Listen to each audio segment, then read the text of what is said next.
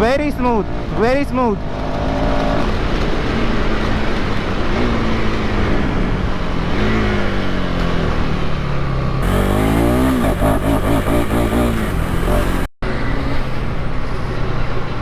KTM 390 Enduro.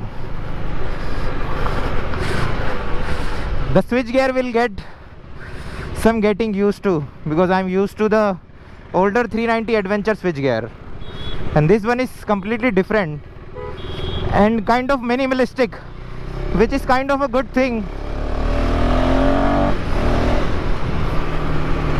How do you turn the indicator off? Okay, you have a dedicated switch for indicator. Okay. Man, the TFT is top of the class, and this bike rivals with the KLX 230, which I have ridden for at least 1200 kilometers for 8 to 9 days.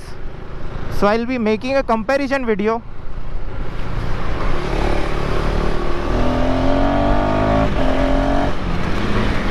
To how different this motorcycle is as compared to the KLX 230. I mean, it is very different motorcycle, to be honest. Much more powerful than the KLX 230. But I still feel that KLX 230 is more biased towards off-road as compared to this motorcycle. And especially two things that are going in the way of KLX 230 are its suspension and how light the machine is. I've ridden this motorcycle just for like a kilometer, and I can already feel the weight of motorcycle. Not that it's heavy or something, but just when you put it directly with the KLX 230, then you could feel the weight. But with weight comes the power and quick shifter. Oh my god, very smooth quick shifter. And using quick shifter is like, once you get used to it, there is no going back actually. Look at the power.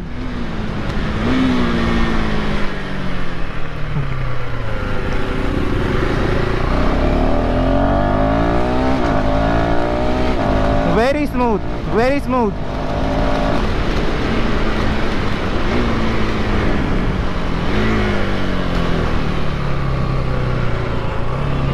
The engine is, that's what I've heard actually. The engine is very similar to, or actually it's the same as the 390 Adventure S and X.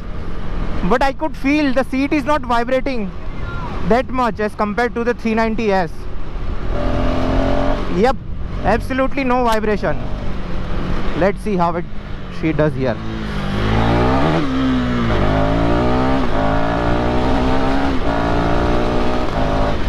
Very smooth quick shifter, very smooth.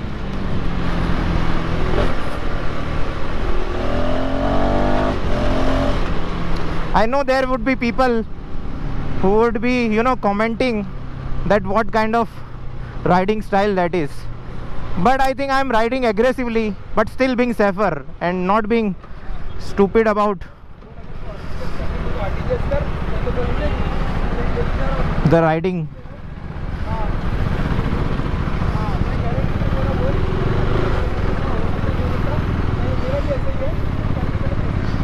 I think what makes this motorcycle different as compared to the KLX 230 is you can use this motorcycle to tour, to commute, and you would still be comfortable because it has the power to take you long distances. And that's where it excels as compared to KLX 230, because I rode KLX 230 from Mumbai to my place and it was horrible experience. The seat was very thin and it was very uncomfortable, and the max you could do was 80 to 90 kmph. But on this motorcycle I'm sure you could do 100-120 pretty easily, as long as you are comfortable with the oncoming wind, because you don't have any wind protection on this motorcycle. But definitely much more better motorcycle as compared to when I thought about this motorcycle. The riding experience is actually much better.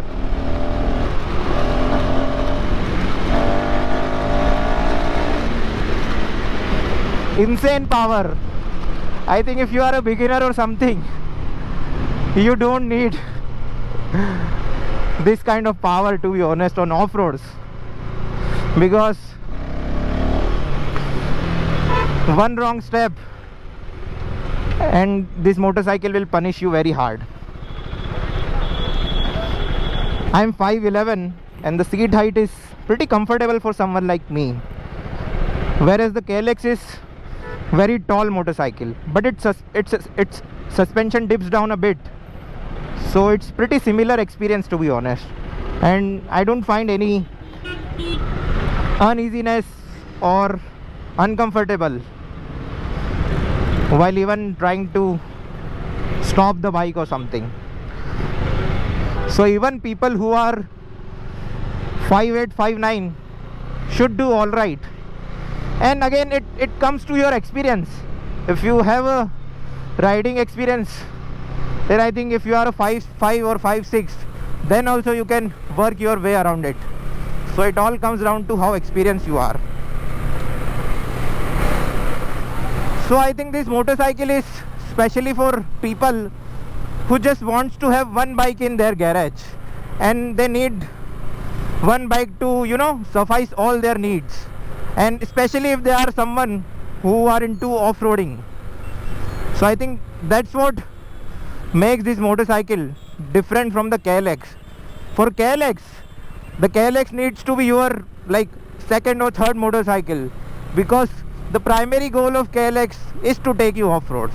Anything other and you will have hard time. It's not that you cannot do touring and stuff, but you will have very hard time and you will be making lot of compromises. As long as you keep the KLX on off-roads, you will be very happy with it. But this motorcycle is jack of all trades. I wouldn't say master in none, because it's pretty good at most of the things.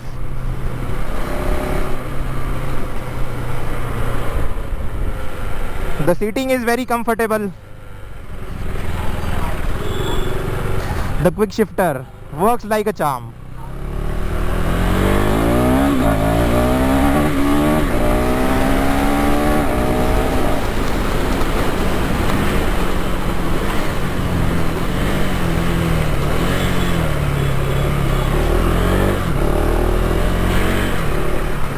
The one thing which I find very annoying on this motorcycle is it doesn't have a fuel gauge.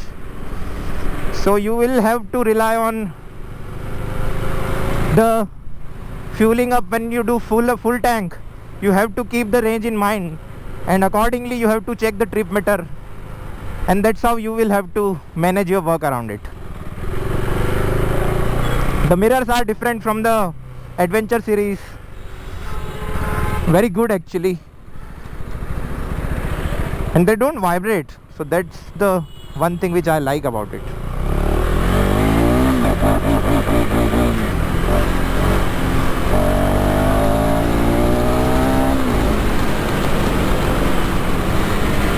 Very smooth engine, very smooth, butter smooth, and very comfortable. Let me see the off-road page to test out. Again, I'm not an expert or something, but whatever I'm capable of, I can try without actually crashing the motorcycle. So let's see if I can find. A few moments ground later. Ground है? Ground नहीं है? ये क्या है? Camera? अरे यार, ground पे तो चलानी थी. हाँ, चालू है ना. हेलो बोल दो कैमरे को. Hello. I just cannot find the off-road patch, even any ground or something, to test the off-road capabilities. And that's how the urban center have turned into. Not even it's a urban jungle, a concrete jungle I should say. So I think That should be it. Very impressive actually. The first impression are very impressive. And this motorcycle is for people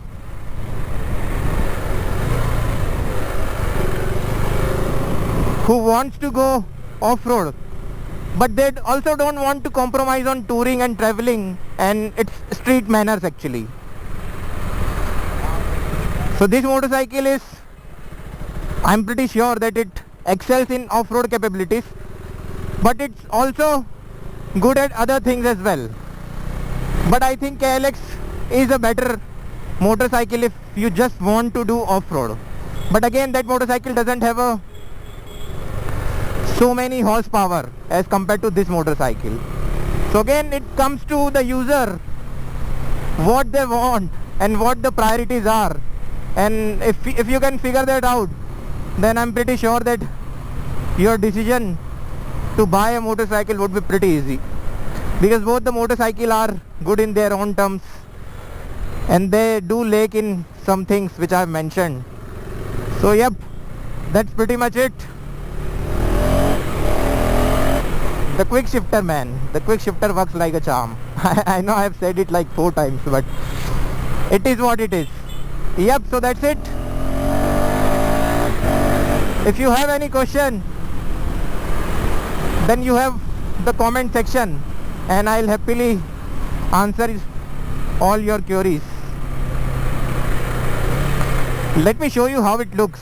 Looks very pretty, but I think they could have done a better job in color schemes. That's my motorcycle and look the color. Blue and orange goes really well. So I think they could have done a better job in colors. But other than that, Mitas tires, which are pretty good actually. I've heard very good things about them. Yep, so looks pretty good actually. And that's pretty much it. Thanks for watching.